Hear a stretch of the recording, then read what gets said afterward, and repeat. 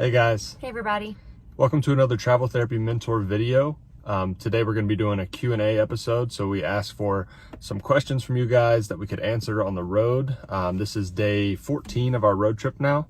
We've been to 7 national parks and 17 total. We'd been to 10 prior. And we've driven almost 4,000 miles. So we're actually recording this from Helena, Montana, the capital of Montana. We didn't even realize it was the capital, but we spent the night here last night. And of the 13 nights that we've slept or stayed on this trip, 12 of them have been in the van, and it's actually turned out pretty well. We've stayed at a variety of places, different like parks, parking lots, free camping land, and we haven't had to pay anything for lodging so far, which has been pretty cool. We stayed one night at a hotel, but that was with hotel points, so that was free as well. So going into the 14th day, things have been going pretty well. We've seen a lot of amazing stuff, and it's been a really good trip so far. Yeah, so hopefully you guys have been following along on our Facebook and our Instagram. We've been updating as frequently as we can on our road trip. For those that are new to our channel and aren't familiar, we're doing an 8-week cross-country road trip right now. So we started in our home state of Virginia, and we're going all the way up north across the northern states out to Washington, the Pacific Northwest, and then we'll go down California, and then we'll come back via the southern United States. We're going to hit 20-some states and almost 30 of the national parks. So it's been a pretty awesome road trip so far. We had announced that we were going to do this Q&A video earlier this week, but we ended up having really poor service and just being really busy because we were at the Grand Tetons National Park and at Yellowstone. So we were just too busy and too exhausted and had no Wi-Fi or anything like that. So we're finally doing our Q&A video today. So I have a list of questions that we're going to go through. And then if you guys have any questions later when you're watching this video, if you want to just leave them in the comments, we'll answer any additional questions that you have. We're going to cover some various topics today. We got some questions about just travel therapy in general. We also got some questions about finance, student loans, our road trip, budgeting for our road trip, and that kind of thing. So I'll read off some of the questions, and we'll try to answer them as best as we can. And then also, as you guys can see, we're in our car. We're actually in parking lot filming this. We're in the Planet Fitness parking lot. So Planet Fitness is right back there. We've been using Planet Fitness a lot for workouts, but also for showers and getting ready in the morning, stuff like that. Yes, it's been really good. We were going to do this video last night, but we were just exhausted. So here we are. All right, so we'll get started with the first set of questions, and the first set of questions are specifically about travel therapy. So these are questions about getting started and kind of some general questions about travel, PT, OT, and SLP. So we got a lot of questions from soon-to-be new grads or recent new grads asking about starting travel therapy as a new grad right out of school. And mostly these were PT students that were asking us, but this information kind of applies to OT and SLP as well. So someone asked, I'm a soon-to-be new grad dreaming of travel. Has COVID affected travel PT opportunities? Yes, we have. We've made a few videos on this now. We've written some articles about it. The travel market is still down, I would say somewhere around 70 to 80% probably in terms of new jobs opening per week compared to what it was pre-COVID. And actually pre-COVID was already down from what it was the year prior, and that was due to PDPM and PDGM. So a combination of factors has made the travel market pretty tough right now. So definitely a big impact and much more difficult to find travel jobs. Yeah, so it's definitely been impacted by COVID. Unfortunately, we are seeing a slight improvement, but it's still really hard for new grads to break into the travel market right now compared to in the past. Yeah, basically May through the middle of June, or probably the middle of July, really, almost no one was getting placed. There was very few people getting travel jobs. And just in this last month, there have started to be more jobs opening and more people getting placed. So it is getting a little better, but it's still nowhere near where it was prior to COVID. Yeah. So this question kind of goes right along with that. How likely is it to find a job as a new grad? It's pretty unlikely. We are telling most new grads that contact us now probably to try to, I mean, you can always try to get a travel job, but also look at perm and PRN options. And ideally, if you can find a perm or PRN job, get some experience first, and then start traveling when the market picks up, that's probably the best thing to do. In the past, we were big advocates of traveling as new grads. We obviously traveled as new grads. We have really enjoyed the experience, and we think that it's viable for a lot of new grads. But right now is really a difficult time, and we just don't want people to be out there searching for jobs for months and be really turned off by travel. I mean, it's just because of the time period that we're in. Yeah, it's not impossible. There have been some new grads that have been able to land travel placements, but we put out an article about this a couple months ago that I would highly recommend if you're a new grad in 2020 thinking about traveling to read. It kind of lays out all the factors and how you have to be extremely flexible on setting, location, and pay package in order just to get your foot in the door and be able to get one of these travel jobs because of how poor the market is and how competitive it is right now. Yeah, and just for some numbers, we've probably had since March, we've probably had somewhere around 150 new grads reach out to us about travel that wanted to start looking for jobs, and one of those have gotten placed. So it's a very tough time. Yeah, so that's if you're a new grad this year. If you're still a student and you're thinking about traveling next year, it could all change by 2021. We don't know. In previous years, it was not very difficult to get travel jobs, but it just depends. We have a few other follow-up questions that are kind of along the same thing with new grads. For a new grad right now, is it better to get a year of experience before doing travel PT? I would say yes. Not necessarily a year. It doesn't have to be. There's no hard and fast rule. In the past, like for PTAs and CODAs, it was usually always recommended that you had at least a year or two of experience. And I think for nursing and some other disciplines, they always recommend you have a year or two of experience before getting started with travel therapy. In the past, you could always start travel therapy as a new grad if you felt comfortable and your interview went well and all of that. We started as new grads. So it's not a hard and fast rule, but this year, maybe think about getting a permanent job for 6 months or a year before doing travel. But again, there are a few new grads right now that are breaking into the travel market. It just kind of depends. Yep. Okay, along the same lines, is it common for travel jobs to require experience? Not common, I wouldn't say. Some do want experience, especially we see it often in outpatient and home health. They want you to already have experience in those settings just because those seems to be, the two settings that are a little more difficult for someone with no experience to just jump in, especially if it's a busy outpatient clinic or like a rural home health where you don't have much support. Sometimes they'll want a year or two of experience in that setting, but I would not say that's common. But with that being said, right now there's so many applicants that do have experience that these companies almost always will take an applicant that has experience over someone that doesn't, unless the person that doesn't is willing to take a lot less money. So it's not required, but it's definitely helpful. Yes, it's just supply and demand right now. It's just highly competitive. You have a lot of people competing for these jobs. So if they have an applicant, like Jared said, that has a lot of experience, they're more likely to pick that applicant, which is why it's so hard for new grads to get jobs right now. We've also seen it's harder for people that have experience in the field, but maybe their experience is only in one setting, like an outpatient. There haven't been a lot of outpatient jobs, but there have been a lot of skilled nursing and home health jobs. But even some of these experienced outpatient therapists are having trouble breaking into these, getting accepted into these SNF and home health jobs because there's so many other applicants that have experience in that setting. So even though they have experience on their resume, they're getting beat out by somebody who has experience in that setting. So it really just depends on how competitive the job is. In the past, there were a plethora of jobs. Like when we started out, Jared got offered a job in a setting as a new grad that he didn't have any experience in because it was a rural area. They didn't have any other applicants. They were basically begging him to come take the job in acute care. Yeah, it was crazy. They even increased the pay so that I would take the job. So it was a very different market 5 years ago than it is now. So it really just depends on the competition and the supply and demand. This year, extremely competitive. If you're still a student and you're looking at it for next year, it could be a whole new ballgame. We'll just have to see. Okay, so the next question is the biggest piece of advice you have for new and aspiring travelers. So not necessarily new grads, but just a new or an aspiring traveler. I think we have probably said this a lot on videos, but the most important thing is to do your research. We have found over the years, we've had a good experience with travel. We've talked to a lot of other travelers that have great experiences, and we've talked to some that had a terrible experience. And usually the thing that separates the people that enjoy travel and continue to do it, and those that take 1 or 2 assignments and then stop, is a lot of times the people that have a bad experience and stop are ones that didn't do a whole lot of research up front. They just went to a conference, found a booth, talked to a recruiter, one recruiter, and went through that company, and then they got placed in a place they didn't like, or a facility that was bad or whatever, and then they said travel's awful.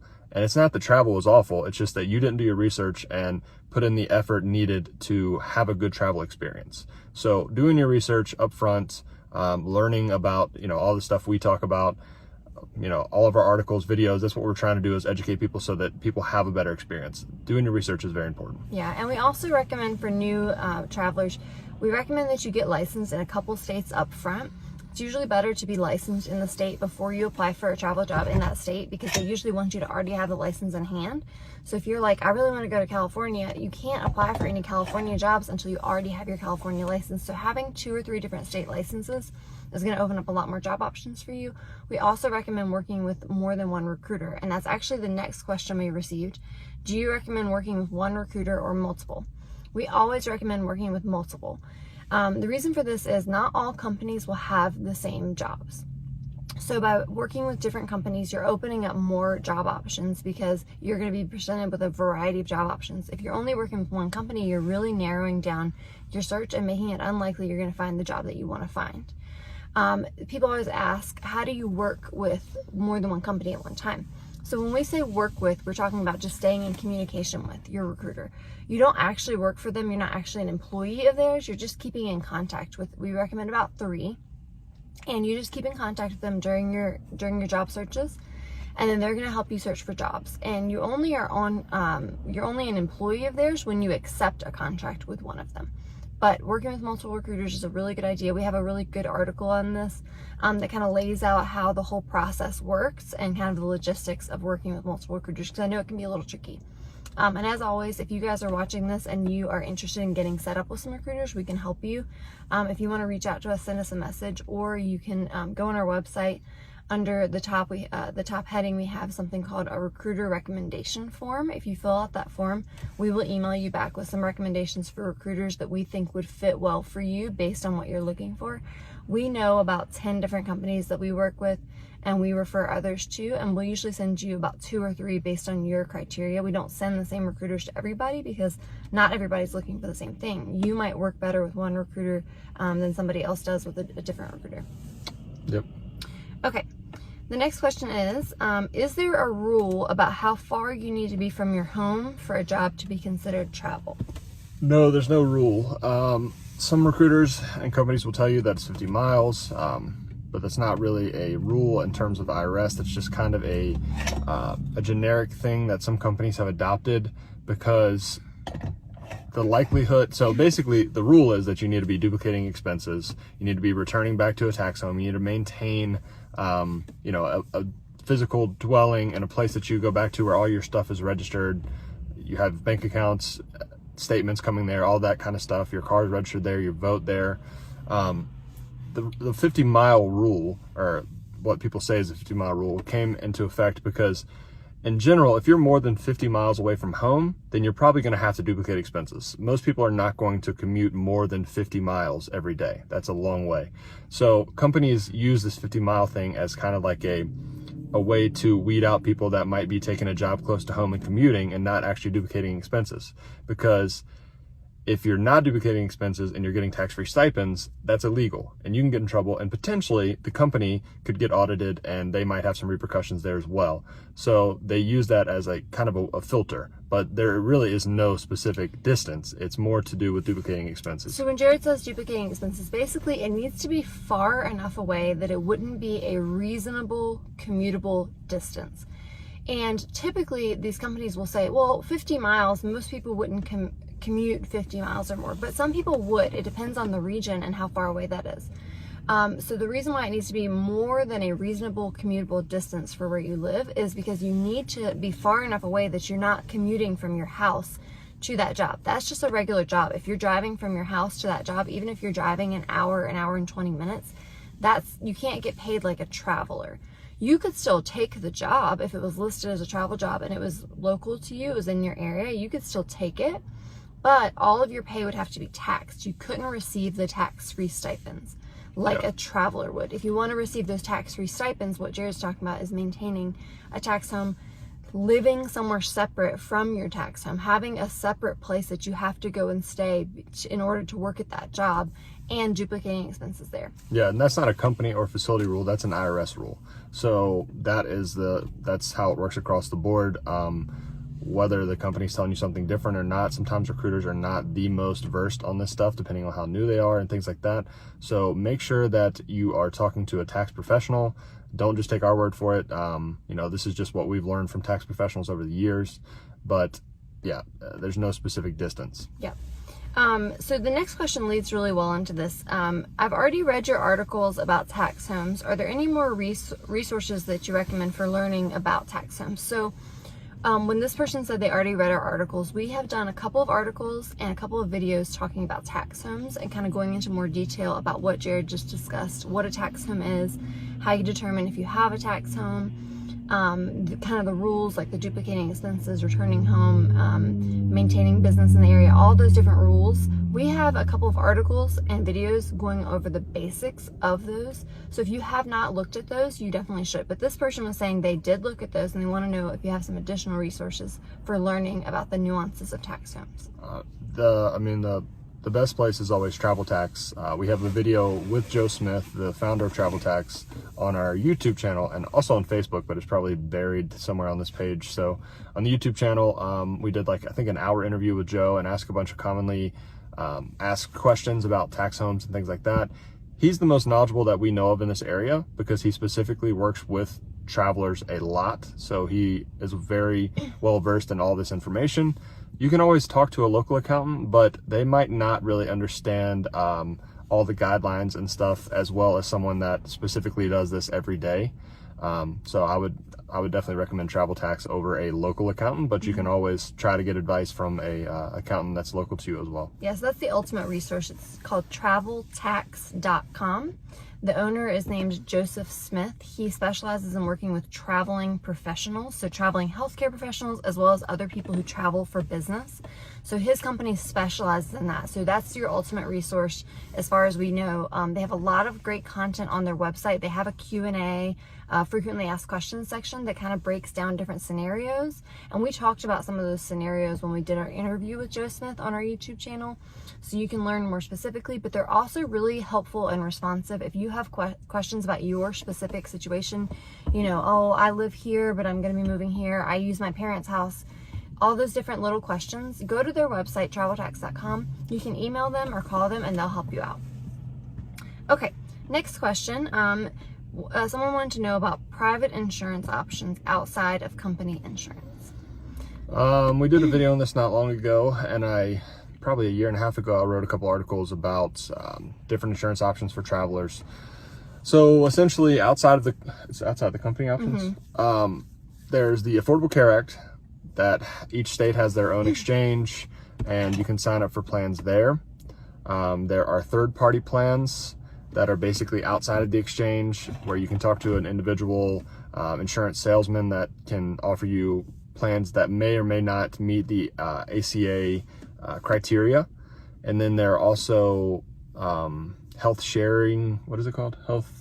MediShare, I think. MediShare is one of them. There's Liberty Health Shares, but they're like health sharing ministries. Yeah. Usually these are Christian-based organizations that will have strict guidelines as to what you are and aren't allowed to do and be involved in them. And basically the way it works, it's not really insurance. It's you pay a premium every month based on different factors. If you're a smoker, your age, all those things, kind of like insurance. You pay a premium and it's usually a lot less than insurance. And then if you have medical bills, you basically tell them that you're a cash payer. And then the company, you submit your bill to that company and they send you the money to reimburse you for that. We don't really like that just because there's no guarantee in there that they have to cover things. And also it's a religious affiliated thing. So really, in my opinion, the only three options are company insurance, Affordable Care Act plan, or a third-party exchange. And which one you choose really depends on your situation. The Affordable Care Act plans, sometimes they can be really affordable, especially if you're not working and you're eligible for subsidies. If your income's low and you're not currently working, You can get really cheap plans. Whitney and I pay, I think, less than $150 a month each for pretty good plans. And then the third party plans, sometimes if you're young and healthy and you don't need really good coverage, sometimes you can get cheaper coverage or cheaper plans that don't have as good of coverage going through a salesman like that. But I think for most people, going through the travel company insurance is probably the best thing financially. One thing you have to be careful about with the ACA or with a third party exchange is that the plan that you choose will cross state lines when you take an assignment, because some of them don't. We found that out over the years. Whereas if you take the employer sponsored plan through the travel company, then it should cover you wherever you are in the US. So that is one thing to make sure of. Yep, so definitely check out that article. Jared wrote in a lot of detail about that, and we also just recently did a video about it. So you can find that on our website at traveltherapymentor.com, and the videos are on our Facebook page under videos. All right, so we have a couple questions about kind of packing and downsizing for when you're moving and becoming a travel therapist. So one person wanted to know, how do you decide what you want to bring with you on assignment? How do you downsize? Are there any must-have items that people tend to overlook? So we've never done any really big moves across the country, but we have learned a lot about minimalism. We lived in an RV for a while, so it was nice because we had all of our stuff with us all the time, but we really downsized a lot for all the items that we owned. And we mostly did a lot of our assignments on the East Coast, so we were never too far from home. If you are packing and moving in your vehicle, which most people will try to have just a car or an SUV, and they're moving to all of their assignments and taking only what they can with them. Definitely, I always think about starting with my clothing and my shoes. I try to downsize there as much as I can. Only bring a couple of each type of clothing that you're going to need. Sometimes it's tricky when you're thinking about the climate. I think that was the next part of the next question, was any packing tips, talking about moving to a new state, packing your car for different seasons. So in terms of clothing, guys don't have to worry about this as much. They wear the same clothes like all year. It's like whether it's just like maybe a short sleeve or a long sleeve, but it's basically the same thing. But for girls, try to think about, we always think, like, especially me, you have this full closet of clothing and you love it and you love all this variety. But most of the time when you go for an assignment, you're working 5 days a week. So 5 days a week, you're wearing work clothes, whether that's scrubs or your khakis and your polos or your business casual. So you have your clothing for work. Usually just try to have like 5 work outfits and just wear them all the time. I used to be really concerned if people thought, oh gosh, she wore that last week at work, but nobody really cares. Yeah, I actually have gotten to the point now where I kind of make my own sort of uniform, I guess, where like I have 5 or 6 polo shirts. I'll bring like one extra in case I need it, and then khaki pants, and then I'll just wear the same things on the same days. And so Monday through Friday, I'll wear the same color, same outfit, and then I just don't have to think about it. It's easier that way. Yeah, so nobody really cares. So just pick out 5 or 6 work outfits, and then outside of that, think that every single week you're only gonna have 2 other days where you're really needing to wear clothes. So that cute dress that you really love, is it gonna be something you're gonna wear on your 2 days off every week? Maybe, maybe not. A lot of times us girls too, and guys too, you'll spend a lot of time in casual wear too. Maybe you're wearing athletic clothes, you're going to the gym, you're going hiking, you're lounging around the house. So, pare down just a few workout clothes, a few lounge type of clothes, and a couple cute outfits here and there. Try to only bring 1 pair of each type of shoes. So maybe you have 5 pairs of boots that you love, and 10 pairs of sandals that you love, and so forth, 6 pairs of running sneakers. Try to just bring 1 or 2 of each to pare down that. As far as like physically packing your car, sometimes you think that like bringing a bunch of suitcases would be really helpful. I don't think bringing suitcases is really the most effective way. If you have a couple duffel bags and that sort of thing that are soft-sided that kind of pack well, you also might want to consider just throwing some of your clothes in like packing cubes or those Ziploc, what do you call them? Those space saver bags, yeah. Those vacuum bags, and throwing them in the back of your car. So right now we're in the van, and there's like a bed behind us, but imagine that we just had a bunch of flat packing cubes with our clothing rather than those hard-sided suitcases and bins. You could put them any which way, and a lot of us travelers call it like packing car Jenga, because you're trying to shove places, shove things all kinds of places, and it fits a lot easier if you have those packing cubes or those packet Ziploc things. The other thing, as far as like things that people tend to overlook, it just really depends on you. As far as like kitchen items, it really depends too on the place you're going to. Like, what all do they have? We've stayed some places where we pretty much had to, obviously in that camper, we had to bring all of our own stuff. But we stayed an assignment last year. The place we stayed was basically an Airbnb where we had the basement of a house and everything was there. They already had pots and pans and forks and knives and bowls and plates and all that stuff. So we didn't have to think about any of that. But obviously if you're going to a place that doesn't have that, then you need to bring some of that stuff. Or some people, and something I would think about doing is when you get there, you could possibly go to like a Goodwill and get some cheap stuff, wash it well, and then when you're done, just donate it back. And then you don't have to worry about packing all of those kitchen items. Yeah, when it comes to kitchen stuff, less is more. If you really have one thing, like one kitchen or item that you really can't live without, bring it with you. Like for us, that would be like our Instant Pot. We would always bring our Instant Pot. That's the first thing when someone asks, like, what things do you bring? I always think of the Instant Pot. That's the number one thing I'd probably use to cook with. So I would definitely get one of those. Most places are probably going to have some kind of coffee maker or something already, but if you're really particular about your coffee, you really love your Keurig or your espresso maker, maybe that. But for the most part, I wouldn't bring a lot of kitchen stuff because you can just get cheap stuff when you get there. Most places, if you forget something, it'll already be there. Don't worry about bringing paper towels and all that kind of stuff. You can get it when you get there. So just try to pack as minimal as possible. For the most part, they're going to have stuff when you get there. If you are packing for somewhere that you have to fly to, like maybe Alaska or Hawaii, try to pack just 2 suitcases. Some people will mail like a box out to where they're going to be if you absolutely have to, but try to fit what you need, the basics of what you need, into 2 big suitcases and what you can bring on the airline. If it's your first time packing and moving too, I think universally, everyone we've talked to and we've had this experience every time, we always bring too much. So when you're packing, like for example, my very first time, I brought like 6 button-down shirts, 2 suits.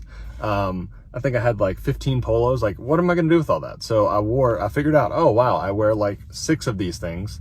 And then from that point on, I brought less and less and less. And I think pretty much everyone does that. So you think you'll wear it, but you probably won't. So try to just bring less than you think you'll need. Yeah.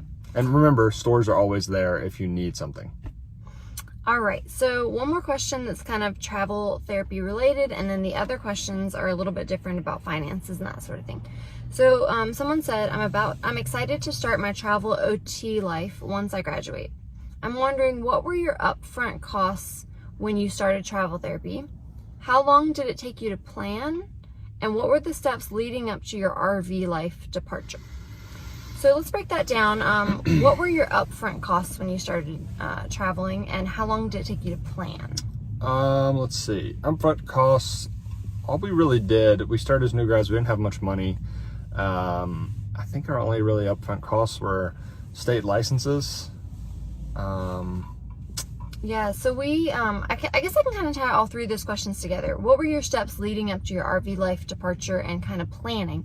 So we actually started planning. We started thinking about doing travel therapy during our 2nd year of physical therapy school. So a full year or year and a half before we ever graduated. So we actually probably a year or a little less than a year before we graduated, we pretty much knew we wanted to do RVing.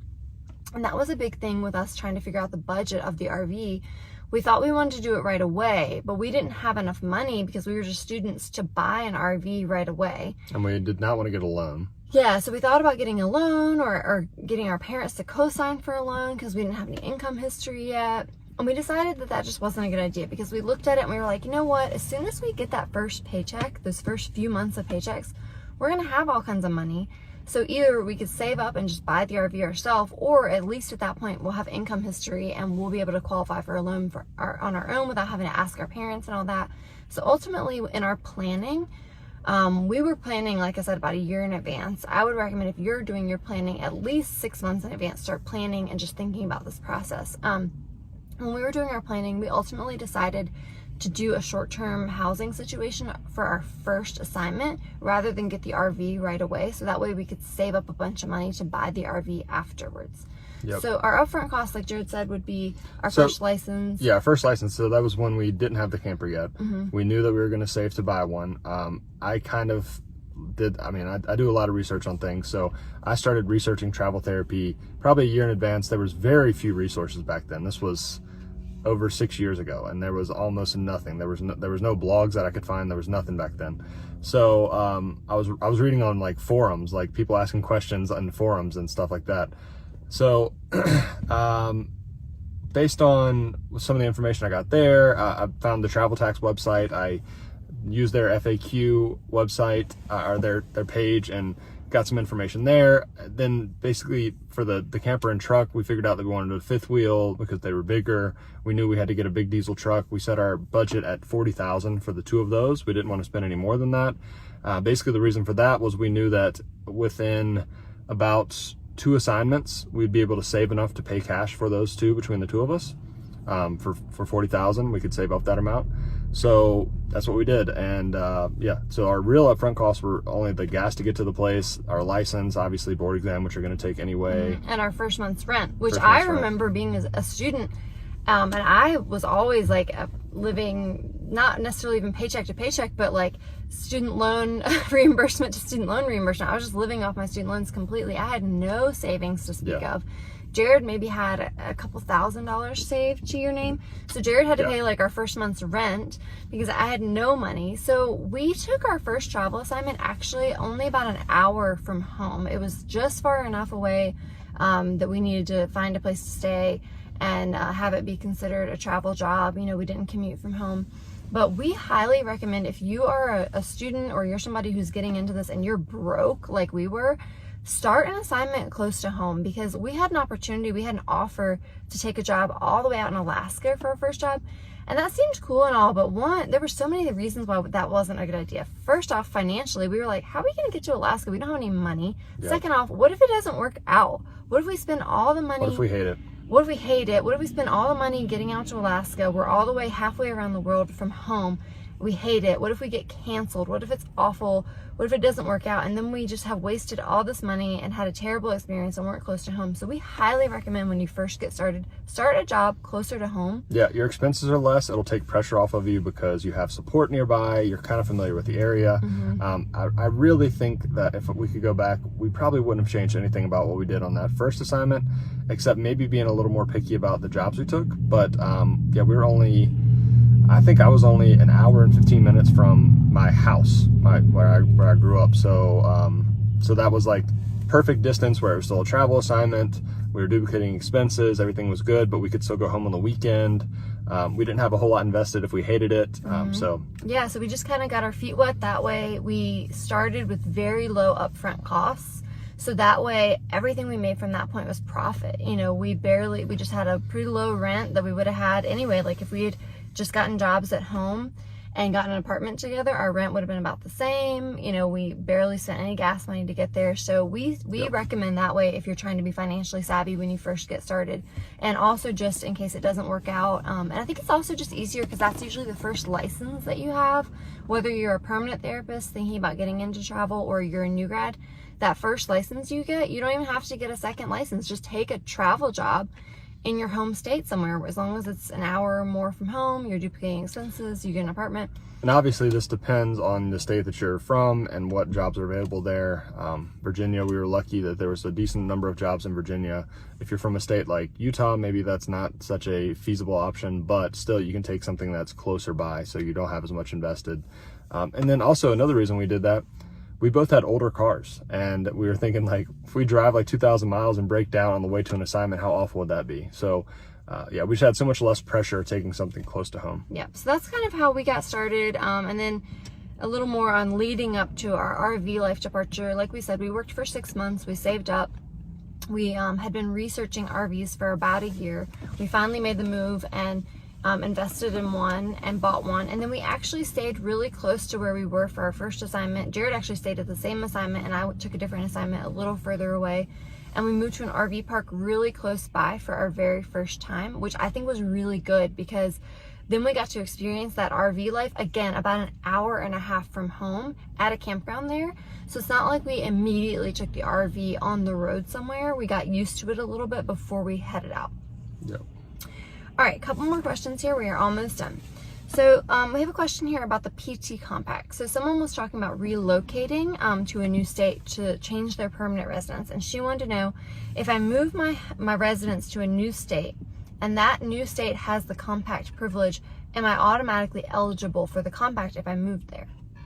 So the answer to this is yes. As long as you move your primary residence to a new state and you are a resident of that state, you should become eligible for the compact in that state if that state is participating. But you want to be really careful about doing this just to get the compact. You want to really make sure that you are doing it to actually move your residence, not just to claim that you're living somewhere at somebody else's address. Yeah, you need to be getting a house and having your expenses there. That's your new tax home. So this is not something that you do flippantly, I would say, like where you basically are like, oh yeah, I'll just move here, change my address, and then I'll still come back to my actual home. Mm-hmm. That's not the way it works. So if you're going to do that to a compact state, you need to be actually moving to that state, like getting all of your stuff there, changing all of your addresses. Like it's a big process. Yeah, so I don't know that the PT Compact Commission is as strict on the rules of like what qualifies as your home state as the IRS would be as what qualifies as your tax home. So you're probably gonna have more stringent requirements to move your tax home than you are your home state for the PT Compact. But if you're gonna be doing travel therapy, you need to do both for that purpose. Yeah, like for all intent purposes, those are the same thing. Yeah, so you need to be, I don't think that the Compact Commission is gonna like put a warrant out for your arrest because you're lying about your home state. But if you're doing it for the purpose of doing travel therapy and getting eligible for the compact, you need to mind your P's and Q's, check all the boxes for the tax home anyway. So as long as you're doing the more stringent requirements to move your tax home, then you should be meeting all the requirements to get the PT Compact as well. And if you want to know more about the stringent requirements for the tax home, again, check out traveltax.com. And if you have more questions about the PT Compact itself, they're extremely helpful and responsive. I think they email back right away. Just go to ptcompact.org and they will get back to you right away, or call them. Okay, couple questions here about finances and that sort of thing. Someone wanted to know, what is our other website called where you write about finances and your expenses on your travels and that sort of thing? So a lot of you guys may know our Travel Therapy Mentor website, which is where we write specifically about travel therapy. But we also have a blog. It's called fifthwheelpt.com. Fifth wheel, like a fifth wheel camper. Which is over 4 years old now. Started that back in 2016. So yeah, that's a bunch of finance articles. Write about every long trip that we've taken. I'll keep track of all our expenses, or my expenses at least, for food, lodging, transportation, and miscellaneous type things. Yeah. So.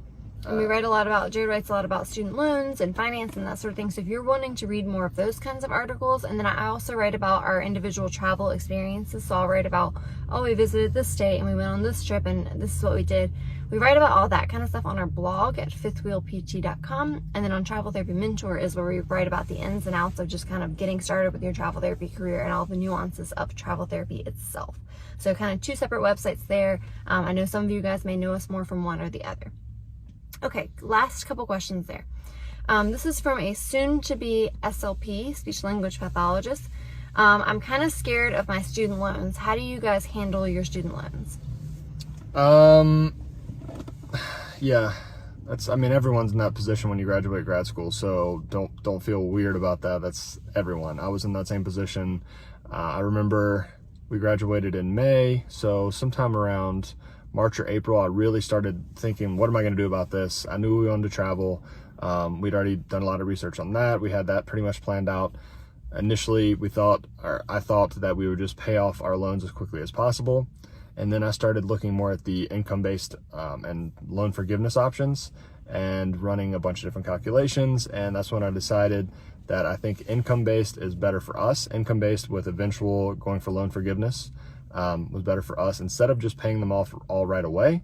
The reason for that is I was pretty confident that taking the money and investing it, I would get a better return than what the interest rate was on the loans. And so far that has been true.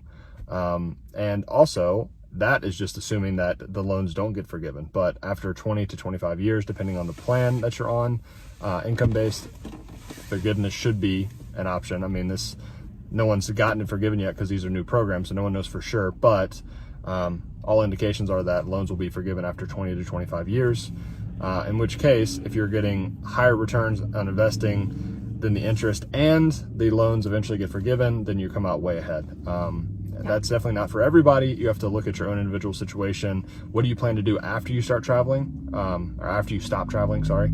So say you travel for 4 years and then you take a permanent job making $100,000 a year, then your payment's going to be so high that maybe it doesn't make sense to do that. Maybe you have a lifestyle like us where you work for a few years as a traveler and then you start just taking a few assignments a year and your income's really low, in which case it might be perfect. So you really have to look at your own situation. What are you planning to do after school? How long are you going to travel? Are you going to take a permanent job and work full-time year-round, make a lot of money, in which case maybe it doesn't make sense? Or are you going to be working PRN? Or, there's a lot of options. Yeah. So kind of as Jared said, what do we do about our student loans? We have chosen to go on the income-driven repayment plan, where they determine your payment based on your income, and as travel therapists, they determine it based on your taxable pay only. So we actually qualify for pretty low payment. We are taking all the extra money that we make and putting it towards investments for our future, our retirement accounts and that sort of thing. We're not just blowing all the money and not paying back the loans. Specifically, the plan we're on is repay or revise pay as you earn. So there's different categories of the income-driven repayment plans. There's different ones that are under those categories. So if you're looking to learn more about kind of how to handle your student loans, again, on our website, fifthwheelpt.com, Jared has a ton of articles where he talked about kind of his decision and my decision to go on these income-driven repayment plans.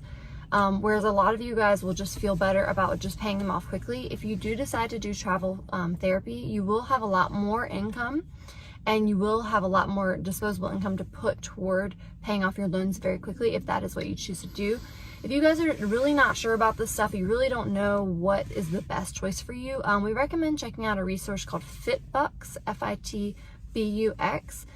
Joe Reinke is the owner of that company. He's extremely helpful. He's got a lot of helpful free tools on his website that can help you run different scenarios. If you want to decide, what if I go on this income-driven repayment plan? What will my payment be? What will I owe at the end? Or what if I want to pay them off in 5 years? Run some calculations there. They also do some consultations, and then they have some services they provide for a fee in addition to their free services that can help you with your financial planning. So if you're really not sure where to start, check them out. But don't worry too much. Hopefully if you jump into your career, can live a minimalist lifestyle, make a lot of money in the beginning of your career, you can take care of those loans one way or the other. Yeah, and that's the main thing. Try to maximize your income and decrease your expenses. If you can live pretty frugally for just a few years, no matter what you do with that extra money, you're going to be in good shape. So whether you choose to put it all towards your loans, try to pay that down quickly, which most people do, and I think that is a very valid option, or you choose to invest the money and go on income-based repayment and plan for eventual forgiveness, either way, you're going to be in great shape. So the main thing, take the extra money from travel, keep your expenses low, do something productive with that, either towards loans or towards investments. Yeah. All right, just 2 more questions. We're almost done. So a question about taxes. How do you handle your taxes? Do you pay taxes in all the states where you work as a travel therapist? Yes. So the way it works, when you're working in a state, you always pay tax to the state you're working in at the time. So let's say we worked 6 months in Virginia, 6 months in North Carolina. Virginia is our tax home. When we're working in Virginia, we're paying state taxes to Virginia. When we're working in North Carolina, we're paying state taxes to North Carolina. At the end of the year, when you file your taxes, Virginia, you get taxed on all the income you earned for the whole year in Virginia, right? So even the income we earned in North Carolina, where we paid tax to North Carolina, we still get taxed on that in Virginia. In our home state. In our home state. The thing is, though, that any tax you pay to another state, it doesn't apply to every state. So you have to be careful about this. If you're unsure at all, do your research, talk to a tax professional. But you get a credit towards the state tax that you owe in your home state from the state tax you paid in the other state. So all that tax we paid in North Carolina, we would get a credit for that amount towards what we owe for Virginia. And in a lot of cases, that works out to be pretty even when everything's all said and done. But it depends on the tax rates of each state that you work in. So if you're working in a high tax state, or say your home state is a high tax state, but you're working in a low tax state, you might think, oh, this is wonderful, I'm paying low taxes to the state that I'm working in. But at the end of the year, you're gonna have to make that up, because you'll get a credit for what you paid, but you didn't pay much to that state because it's a low tax state. So you'll have to make up that difference at the end of the year. So kind of the bottom line, the way I usually look at it is you don't usually have to pay double. You're either going to have to pay probably the higher of the two. Yeah, basically. That's exactly right. You pay the higher of the two pretty much when everything's all said and done. So a lot of people will be like, oh, well, my home state is a no tax state, no income tax state, so I don't have to pay taxes. No, you still have to pay taxes in the state you worked in, or vice versa, unless you live in a no tax state and you work in another no tax state. Then you're in the ticket there. Yep. But for the most part, you're going to have to pay taxes to one or the other, and you'll get a credit for the other one. Yep. And in terms of federal taxes, Medicare, Social Security, all that's the same. It doesn't matter what state you work in, you're paying the same tax rate no matter what. So really the only thing that changes is state taxes. And in terms of filing taxes, we do our own taxes on an online software. We use a website called taxact.com. You could use any other one that you like. Some people do choose to go to a tax professional to file their taxes. It's really not that bad. We've found over the years filing online, even with different states and all that, it usually just kind of prompts you. It says, okay, do you have another W-2 you want to enter? Do you have another W-2 you want to enter? Do you have another state you want to enter? And it kind of prompts you through it. It is a little tricky, but it's not too bad. The first year I spent a few hours at least trying to figure out how all that works with reciprocity and things like that, from getting a credit from one state to the other state. And it can be a little difficult because depending on the software you use, you need to file the states that you worked in first, and then get the return from those states and attach it to your home state to show that you actually paid taxes there. So things can be a little confusing.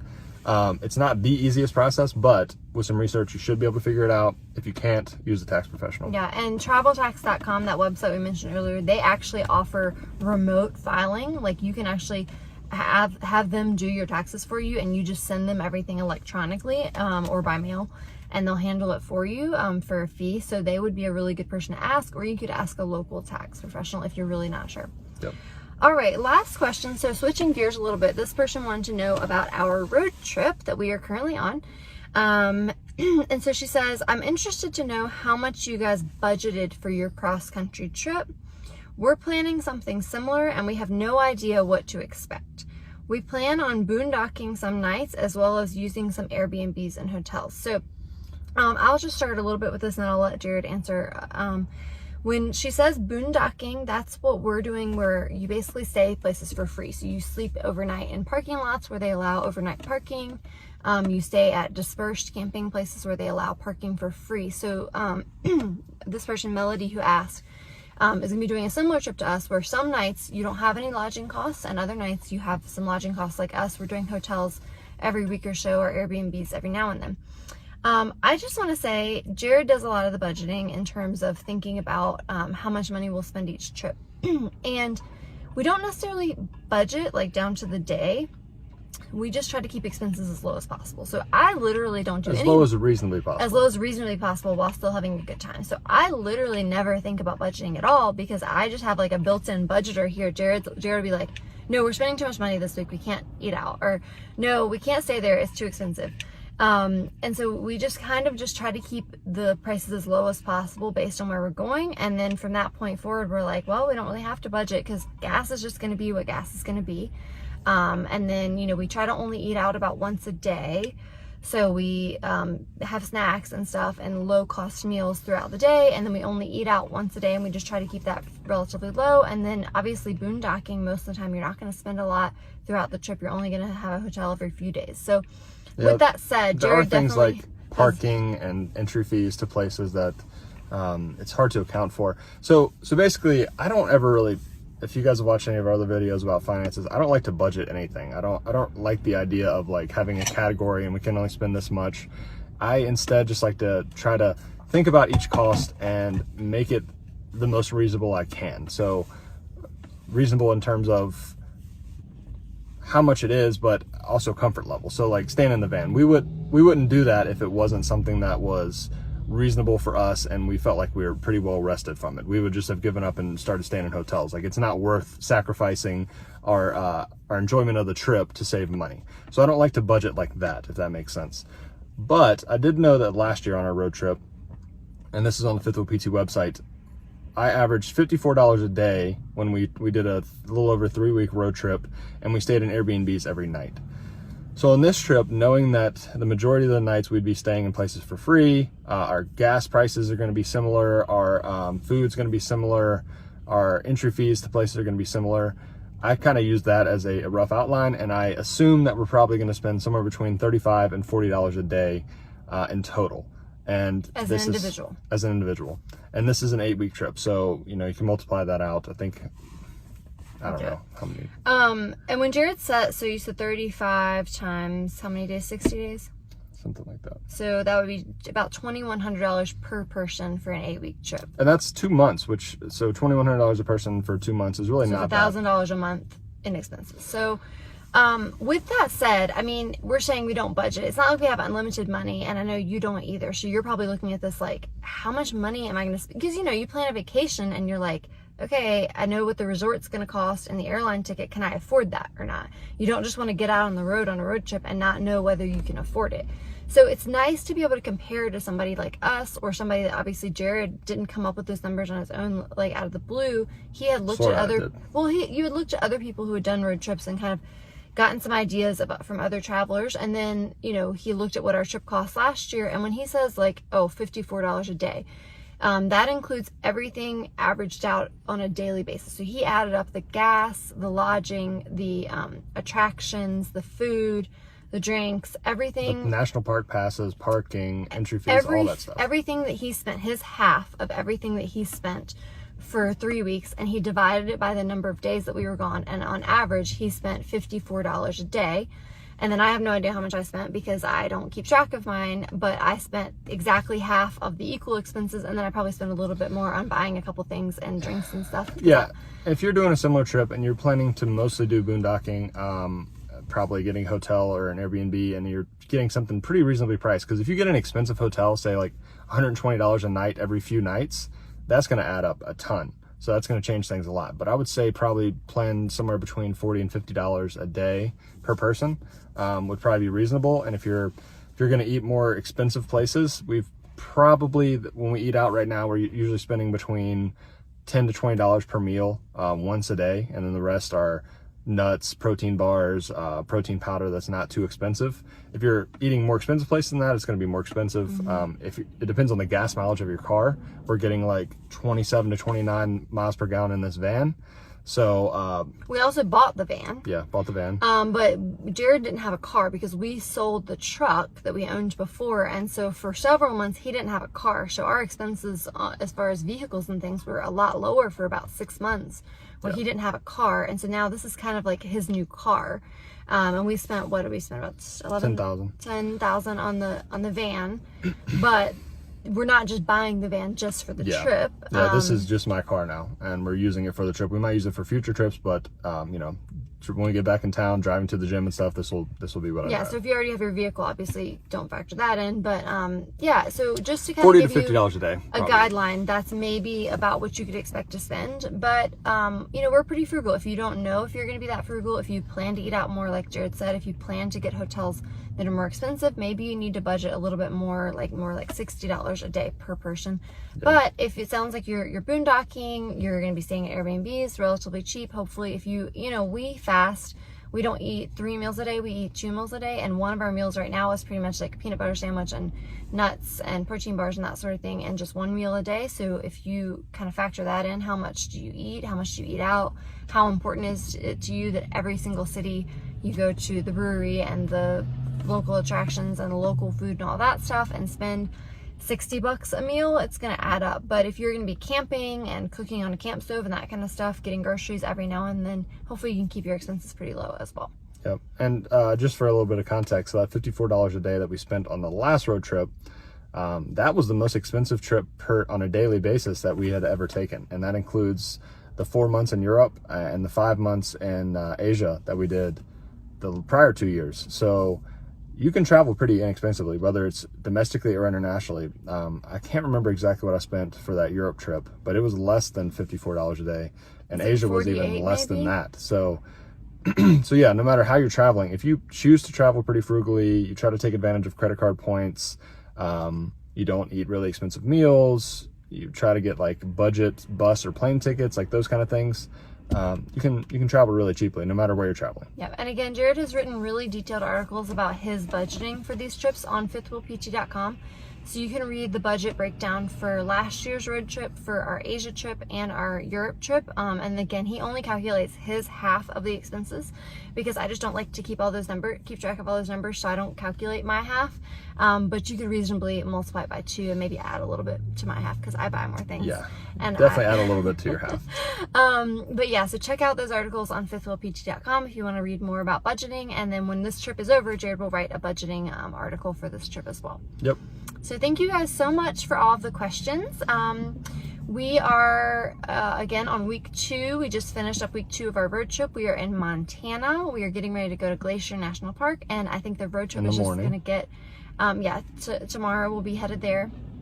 I think this trip is just going to even keep getting better and better over the next few weeks as we head to the Pacific Northwest, to California. We're super excited.